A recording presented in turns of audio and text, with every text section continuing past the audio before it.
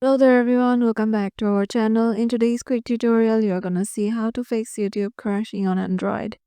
So for that, you have to go to your YouTube and keep tapped on it and tap on the info icon on the top right.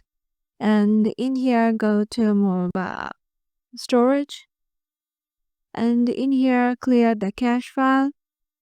And after deleting the cache file, you have to update your YouTube.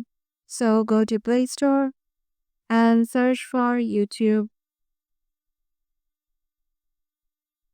And in here, see if there is any update available for YouTube. And once you update it, you have to restart and hopefully this problem will be gone. And if the problem still persists, you just have to uninstall your YouTube and you reinstall it again.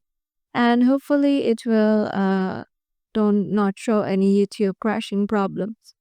So yeah, this is how you can fix the issue. Hope this video will help you out. Make sure to give it a thumbs up and subscribe to our channel. And if you got any questions regarding this, make sure to comment down below and we'll see you in the next video.